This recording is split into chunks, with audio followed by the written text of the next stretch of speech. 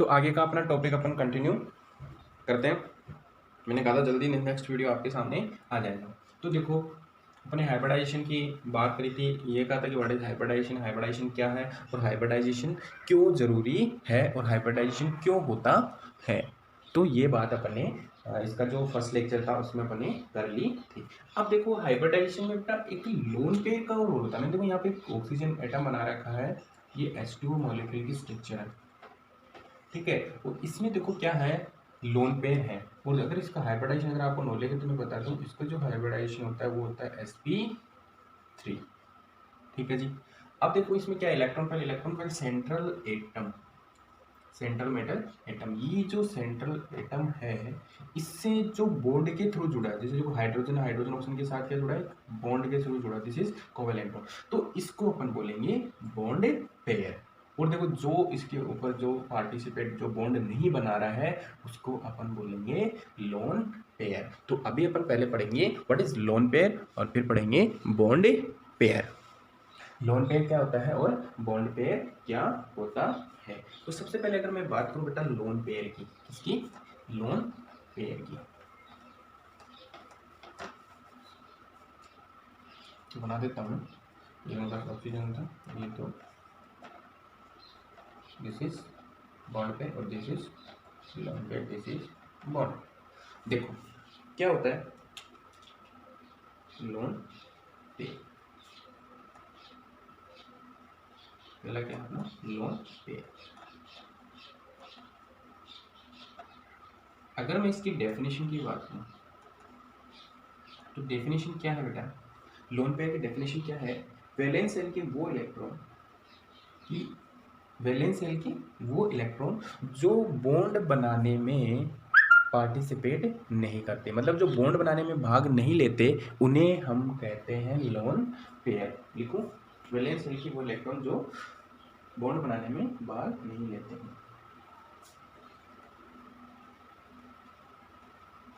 Valence shell की वो electron जो बॉन्ड बनाने में भाग नहीं लेते हैं। देखो बेटा इसमें दो हैं, दो लोन पेयर हैं जो बॉन्ड नहीं बना, जो बॉन्ड बना रहे हैं उसे तो हम क्या कहेंगे बॉन्ड पेयर, लेकिन जो बॉन्ड बनाने में भाग नहीं ले रहे उसे हम क्या कहते हैं लोन पेयर। दूसरा बेटा ये क्या होता है, सिंगल न्यूक्लियस अटैच्ड होते हैं, क्या होते हैं,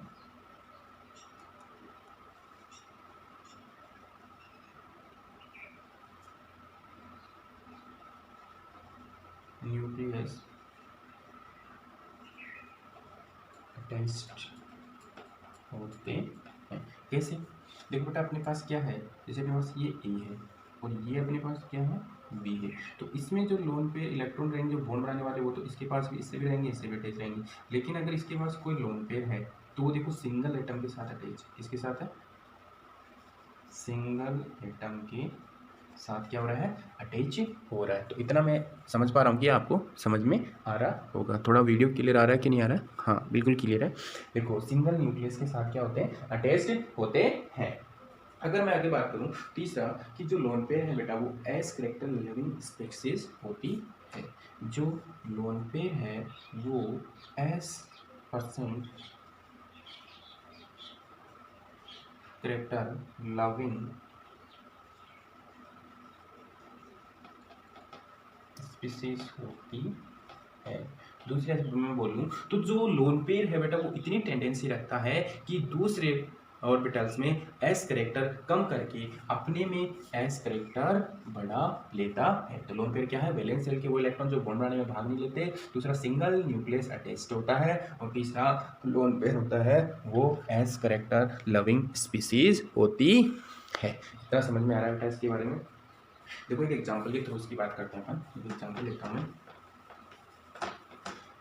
आपने देखा बेटा वैसे अपन एक, आपने एक थ्योरी और पढ़ी होगी VSEPA और इलेक्ट्रॉन पेयर रिपल्शन थ्योरी। इसके अकॉर्डिंग लोन पेयर में रिपल्शन ज़्यादा होता है। लेकिन 12 तक की बात करूँ तो अपन इस ऑर्डर से भी आंसर निकाल सकते हैं, लेकिन मैं आईटी और DU एंट्रेंस और RU एंट्रेंस की बात करूं और अगर नेट की बात करूं तो उसमें इससे काम चलने वाला नहीं है। अगर अपने को नेट क्लियर करना है तो उसके लिए अपने को थोड़ा और मॉलिक्यूल के बारे में समझना पड़ेगा। देखो बेटा, ये क्या है अपने पास, कार्बन है, और इसके साथ ये क्या है, हाइड्रोजन है, और एक ये इसके साथ हाइड्रोजन है, एक ये हाइड्रोजन है और ये हाइड्रोजन है। और बेटा इसका जो बॉन्ड एंगल होता है वो कितना होता है, 109 डिग्री और 28 मिनट का होता है। 109 डिग्री और 28 मिनट का। ऐसे ही मैं बात करूँ NH3 और H2, तो क्या हो गया अपने पास CH4। तो अगर मैं बात करूँ बेटा NH3 की, तो ये क्या है बेटा, मेरे पास नाइट्रोजन है, इसके पास एक लोन पेयर होता है, और ये मेरे पास H है, ये H है और ये H है। इसका जो बॉन्ड एंगल होता है बेटा वो होता है 107 डिग्री और सॉरी लगभग 9 मिनट का होता है अगर अपन बात करूँ तो। और अगर बात करूँ बेटा मैं H2O की, किसकी, H2O की, तो अभी मैंने थोड़ी देर पहले बनाया था ऑक्सीजन, और इसके पास होते हैं 2 लोन पेयर और एक हाइड्रोजन और एक हाइड्रोजन। इसका बॉन्ड एंगल होता है 104 डिग्री और 5 मिनट। ठीक है, ये इसका बॉन्ड एंगल होता है। अब देखो बेटा अपन इसकी अगर बात करें तो देखो इसका बॉन्ड एंगल कितना, 109, इसका है 107 और इसका है 104। तो अगर BSc PR के अकॉर्डिंग इसका आंसर देते हैं अपन 12th क्लास के बच्चे, तो क्या कर देते हैं कि सर इसमें क्या है, लोन पे रिपल्शन ज़्यादा होता है और लोन पे कम है, तो इसके कारण यहाँ रिपल्शन होगा तो बॉन्ड एंगल थोड़ा कम होगा, यहाँ 2 लोन पेयर है तो यहाँ बॉन्ड एंगल और थोड़ा कम हो जाएगा। तो ये तो हुआ एक बेसिक आंसर। अगर रियल में आपको इसके बारे में जानना है तो वो क्या चीज़ है वो अभी मैं आपको बताने वाला हूँ। देखो बेटा मैंने क्या बोला अभी कि जो लोन पेयर है वो क्या है, एस करेक्टर लविंग स्पीसीज है। क्या है, लविंग स्पीसीज। तो अगर वो एस करेक्टर लविंग स्पीसीज है तो वो क्या करेगी, देखो बेटा यहाँ पे 109 है, ये अपना एक sp3 हाइब्रिडाइजेशन के लिए जो बॉन्ड एंगल होता है वो होता है 109 डिग्री 28 मिनट का होता है। इसमें तो कोई, लेकिन इसका बॉन्ड एंगल, इसमें भी sp3, इसमें हाइब्रिडाइजेशन sp3 है और इसमें भी sp3 है और इसमें भी sp3 है, लेकिन तीनों में बॉन्ड एंगल डिफरेंस आ रहा है।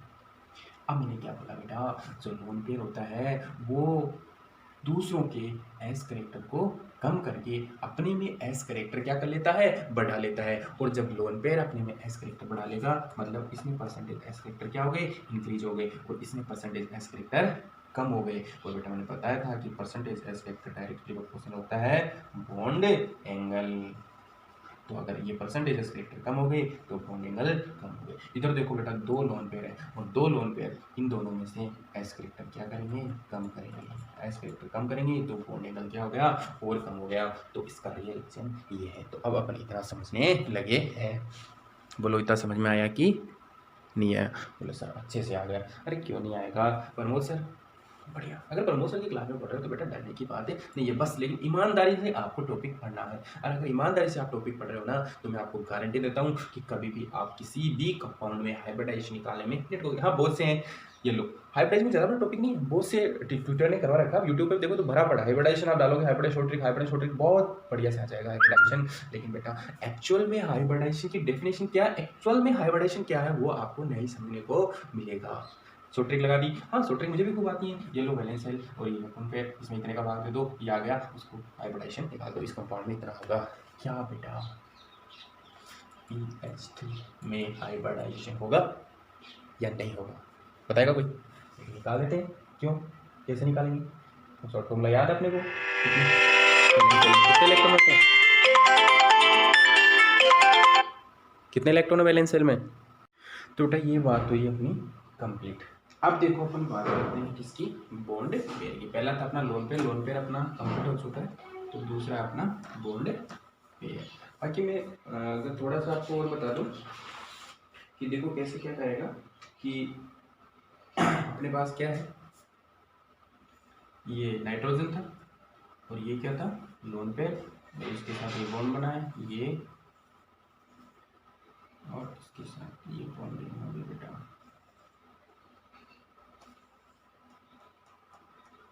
sp3sp3sp तो sp3। लेकिन यहाँ पे क्या था, लोन पेयर क्या कर लेता है, एस फैक्टर बढ़ा लेता है, तो इसमें परसेंटेज एस फैक्टर क्या हो जाएंगी, कम हो जाएंगी। ठीक है, तो इसमें एस फैक्टर कम हो जाएंगी तो इनका बॉन्ड एंगल क्या हो जाएगा, अगर एस फैक्टर कम होंगे तो बॉन्ड एंगल भी क्या हो जाएगा, कम हो जाएगा। ठीक है, इतना समझ में आपको आ रहा है। ठीक है, अब अपन बात करेंगे किसकी, बॉन्ड पेयर की। जो लोन पेयर है बेटा, लोन पेयर वो हमेशा एस ऑर्बिटल में ही रहना चाहता है, इस बात का आप ध्यान रखना। ठीक है,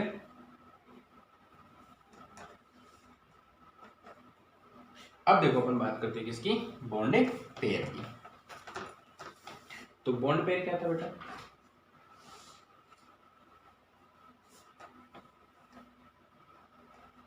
दूसरा नंबर था अपना बॉन्ड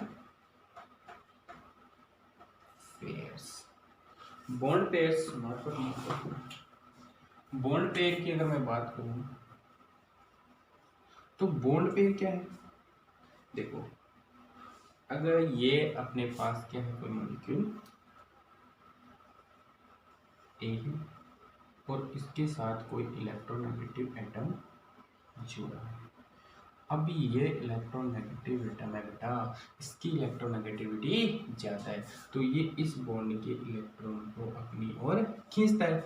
लेकिन बेटा ध्यान रहे, ये लोन पेयर के उल्टा है, ये अपने बॉन्ड में से क्या करता है, अपने बॉन्ड में से एस करेक्टर कम करता है और दूसरों में एस करेक्टर बढ़ाता है। मतलब अपने बॉन्ड में से क्या करता है, एस करेक्टर को कम करे लेता है और दूसरे में एस करेक्टर बढ़ा देता है, जिससे अगर बेटा दूसरों में एस करेक्टर बढ़ाएगा और इसमें एस करेक्टर क्या हो गया, कम हो गया, तो यहाँ बॉन्ड एंगल क्या हो जाएगा बेटा, बढ़ जाएगा। तो इसके कारण अगर दूसरों में एस करेक्टर बेटा ये बढ़ाएगा तो बॉन्ड एंगल भी क्या हो जाएगा, बढ़ जाएगा। लोन पेयर क्या कर रहा था, अपने में एस करेक्टर बढ़ा रहा था, दूसरे में कम कर रहा था। तो और बेटा यहाँ पे देखो एस करेक्टर कम कर रहा है, एस करेक्टर कम कर रहा है तो बॉन्ड एंगल क्या हो जाएगा, कम हो जाएगा। इसके अपन अभी एग्जाम्पल देखेंगे, ऐसी कोई बात नहीं है। तो अभी मैंने इसमें क्या बात करी कि अपने पास कार्बन है, क्या है, कार्बन है, ये क्या बेटा, कार्बन है, इधर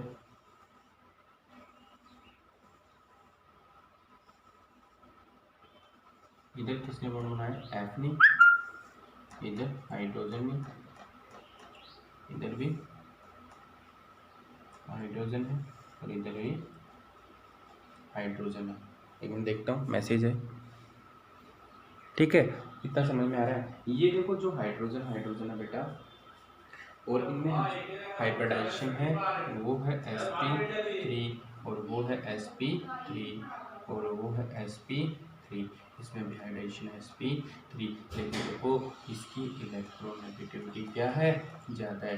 वो इलेक्ट्रोनेगेटिव एटम होता है वो क्या करता है, अपने बॉन्ड में s करेक्टर क्या करता है, कम करता है, परसेंटेज एस करेक्टर कम करेगा तो और इनमें परसेंटेज एस करेक्टर क्या करेगा, बढ़ा देगा, और एस करेक्टर बढ़ा देगा बेटा तो बॉन्ड एंगल क्या हो जाएगा, बड़ा हो जाएगा। बोलो इतना समझ में आया कि नहीं आया। तो ध्यान रखना कि लोन पेयर अपने में क्या करता है, एस करेक्टर बढ़ाता है और ये क्या करता है, अपने बॉन्ड में एस करेक्टर कम करता है और दूसरों में बढ़ाता है। दूसरों में बढ़ाएगा तो एस करेक्टर बढ़ेंगे तो बॉन्ड एंगल भी क्या होगा, बढ़ेगा। लेकिन लोन पेयर दूसरों में से कम करता है तो वहाँ पे बॉन्ड एंगल क्या हो जाएगा, छोटा हो जाएगा। तो ये बात समझ में आ रही। अब देखो इसमें मैं कुछ क्वेश्चन बताता हूँ कि क्वेश्चन कैसे करेंगे। आगे देख लेते हैं कैसे क्वेश्चन आएंगी। तो बेटा याद रखना कि जो लोन पेयर है और इलेक्ट्रोनेगेटिव एटम बॉन्ड पेयर में इलेक्ट्रोनेगेटिव एटम हमेशा अपने बॉन्ड में एस करेक्टर कम करेगा, दूसरों में बढ़ाएगा, और ये दूसरों में कम करेगा, अपने में बढ़ाएगा। इस बात का ध्यान आप रखना।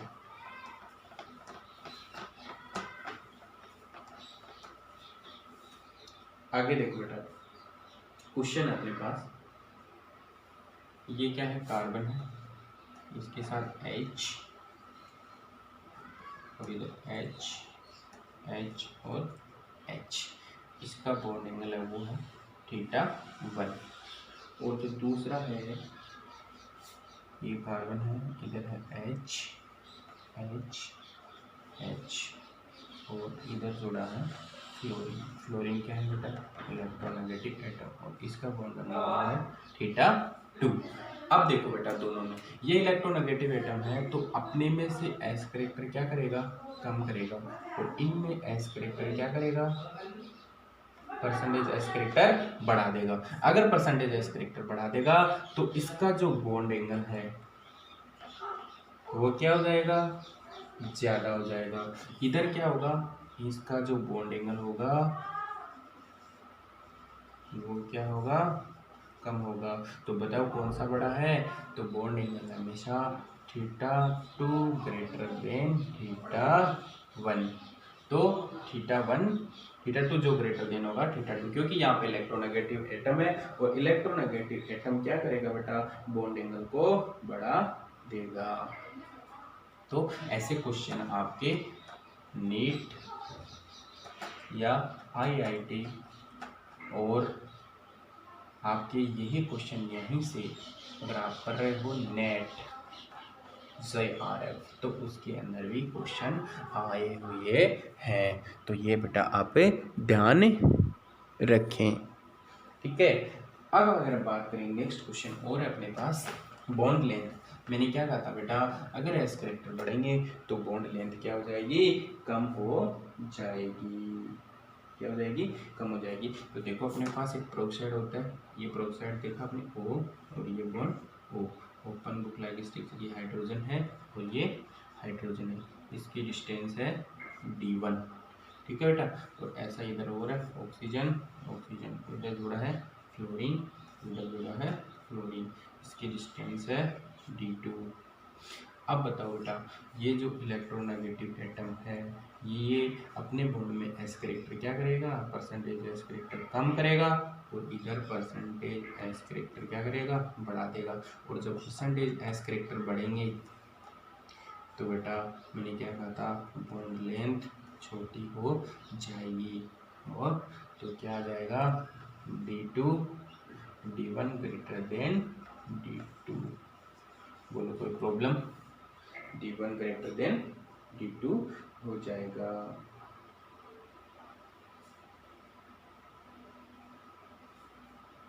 ठीक है,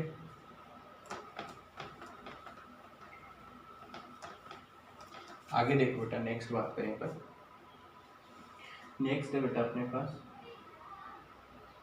एक एटम A है और एक एटम B है, ये इसका सिग्मा बॉन्ड है बेटा। और ये सिग्मा बॉन्ड, क्या इनका जो पाई बॉन्ड बनेगा बेटा, उसके लिए एस करेक्टर का एक्सचेंज जरूरी तो नहीं है भाई, पाई बॉन्ड के लिए एस करेक्टर जरूरी नहीं है, लेकिन इसकी ओवरलैपिंग, इफेक्टिव ओवरलैपिंग, कैसी,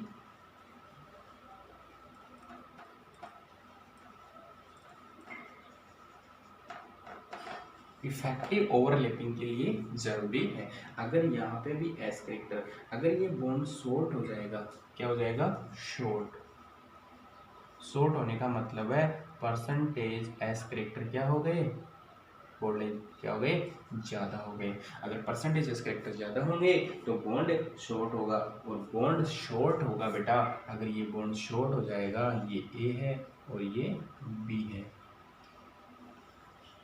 तो क्या होगा, होने वाली ओवरलैपिंग क्या होगी, अच्छी होगी। जब ओवरलैपिंग अच्छी होगी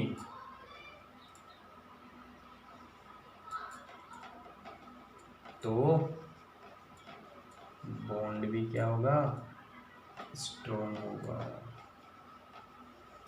तो इसलिए ये इफेक्टिव ओवरलैपिंग के लिए ये जरूरी है। ठीक है, तो समझ में आ रहा है, अच्छे से समझ में आ रहा होगा अब तो। अरे कोई डाउट है तो बता देना, डाउट मन में मत रखना, जरूर कमेंट बॉक्स में। नहीं सर कोई डाउट नहीं है तो।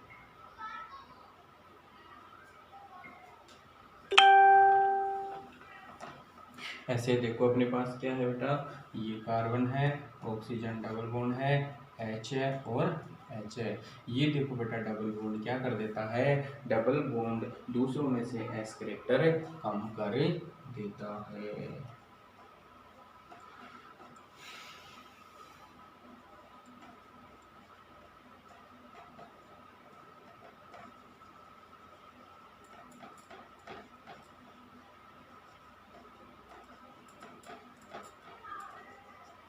कम कर देता है।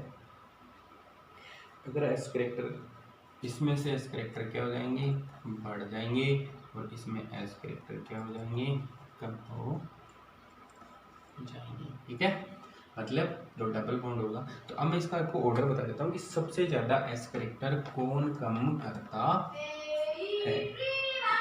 तो ये ऑर्डर है, एस कैरेक्टर ऑर्डर है, वो आपको मैं बता देता हूँ। एस कैरेक्टर ऑर्डर की अगर अपन बात करें बेटा, थोड़ा सा डिस्टर्बेंस हो गया, थोड़ा सा डिस्टर्बेंस, रुकिए एक बार, टेक्निकल प्रॉब्लम है। ओके, देखो कई की बार आई जाती है, थोड़ा वीडियो अच्छे से नहीं बना पा रहा हूँ, फिर भी मैं जहाँ तक हो सक रहा है बहुत अच्छे से अच्छा काम आपके लिए कर रहा हूँ। तो जो ऑर्डर है बेटा, ऑर्डर आपके सामने अभी रिप्रेजेंट करता हूँ मैं, एक सेकंड, थोड़ी सी टेक्निकल। तो देखो आपके सामने मैंने जो ऑर्डर लिखा है, एस कैरेक्टर लविंग स्पीसीज। तो सबसे ज़्यादा एस कैरेक्टर लविंग स्पीसीज है वो कौन सा बेटा, अपना ट्रिपल बॉन्ड, फिर क्या है डबल बॉन्ड, और फिर है सिंगल बॉन्ड, और फिर है इलेक्ट्रोनेगेटिव एटम। तो सबसे मैंने कहा इलेक्ट्रोनेगेटिव एटम तो क्या करेगा, दूसरों में, अपने बॉन्ड में कम करके दूसरों में बढ़ा देता है, और लोन पे अपने में बढ़ा लेता है और दूसरों में कम कर देता है। अब देखो बेटा एक अच्छी सी बात बताता हूँ आपको कि सर ठीक है, इतनी बात तो मान गए आपकी, लेकिन NH3 है, बिल्कुल NH3, इसमें ये नाइट्रोजन है और ये है और ये और ये और ये लोन पे है। नाइट्रोजन में अगर अपन बात करें बोले सर, तो इसका होता है 2s2 2p3, क्या होता है 2s2 2p3।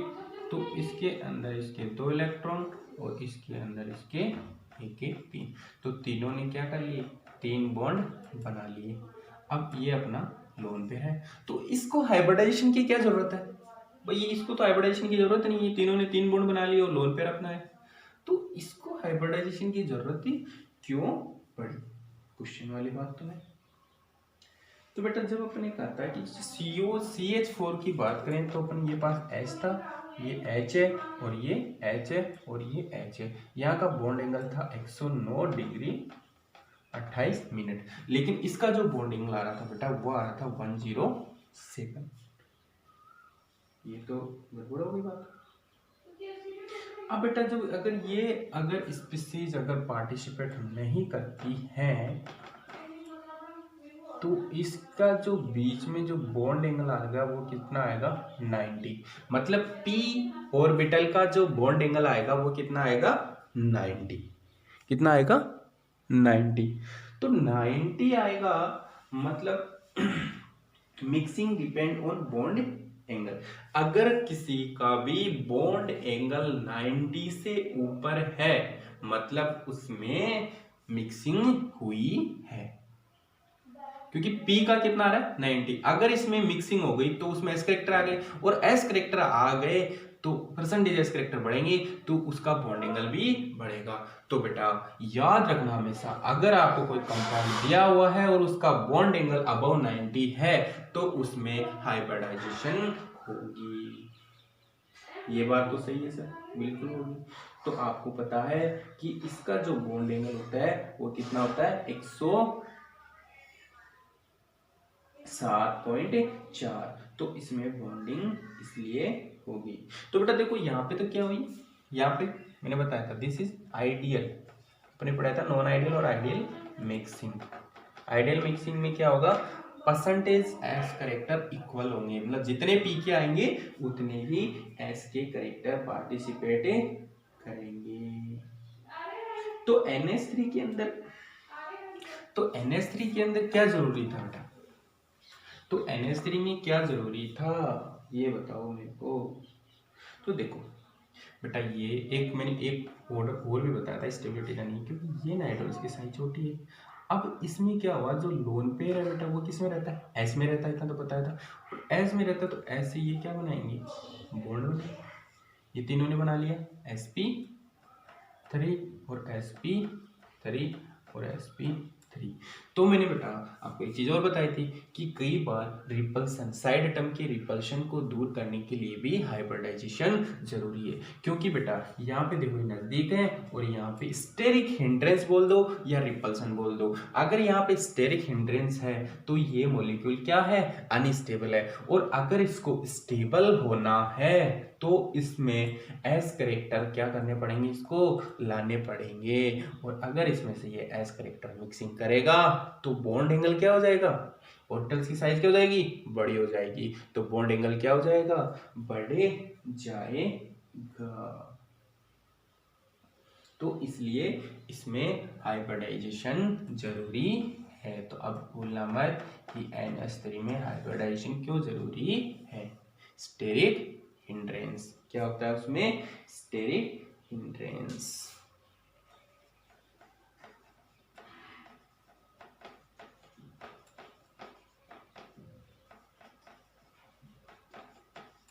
ठीक है, रिपल्सन होगा, स्टेरिक हिंड्रेंस होगा।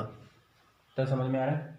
अब देखो बेटा आगे पर बात करें तो सर फिर अगर pH3 में, तो जो pH3 का जो बॉन्ड एंगल है किसका, pH3 का, pH3 का जो बॉन्ड एंगल होता है थीटा होता है 91 डिग्री। क्या इसमें होगी ओवरलैपिंग, नहीं होगी क्योंकि इसकी साइज क्या है, बड़ी है। तो इसमें तो स्टेरिक हिंड्रेंस है नहीं, तो हाइब्रिडाइजेशन नहीं होगा। तो सर अब ये बताइए क्या pF3 में हाइब्रिडाइजेशन होगा। तो अगर pF3 की अपन बात करें, pF3 का जो बॉन्ड एंगल होता है बेटा वो होता है 107, मतलब इसमें हाइब्रिडाइजेशन हुआ है। और हाइब्रिडाइजेशन हुआ है तो वो कैसे हुआ है,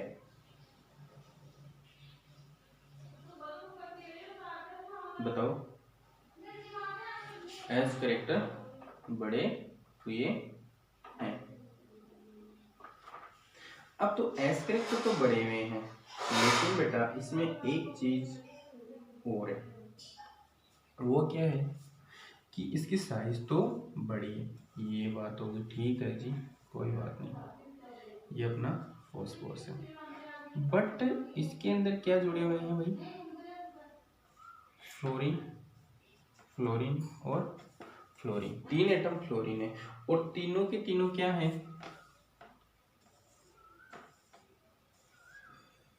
इलेक्ट्रोनेगेटिव एटम। इलेक्ट्रोनेगेटिव एटम है तो ये इलेक्ट्रॉन इधर खींचेंगे और इलेक्ट्रॉन इधर करेंगे, तो इसमें क्या हो जाएगा, कॉन्ट्रैक्शन, साइज कॉन्ट्रैक्शन हो जाएगा। साइज कॉन्ट्रैक्शन हो जाएगा तो इसकी साइज छोटी होगी, तो इनके बीच में क्या होगा, रिपल्सन होगा। और इस रिपल्सन को दूर करने के लिए इसको मिक्सिंग करनी पड़ेगी, और इसको मिक्सिंग करनी पड़ेगी तो ये हाइब्रिडाइजेशन करेगा। तो यहाँ तक अपना लेक्चर खत्म होता है। अगली क्लास में अपन कंपाउंड्स के हाइब्रिडाइजेशन निकालना सीखेंगे। ये कुछ बेसिक बात थी जो आपको आना जरूरी थी। ध्यान रखना pH3 में हाइब्रिडाइजेशन नहीं होता, क्योंकि इसमें साइज बड़ी होती है, इसलिए इसमें कॉन्ट्रैक्शन नहीं होगा, इसलिए एस करेक्टर बढ़ाने की जरूरत नहीं है। और अगर इसको बोलते हैं बेटा ड्रैगो, तो ड्रैगो बेटा ध्यान रखना, ड्रैगो जो स्पीसीज होती हैं, ड्रेगो एम्पिरिकल्स रूल अपन बात करेंगे नेक्स्ट वीडियो में। तो PS3 एक ड्रेगो, तो इसमें पहले अपने को ध्यान होना चाहिए कि इसमें हाइब्रिडाइजेशन नहीं होगा।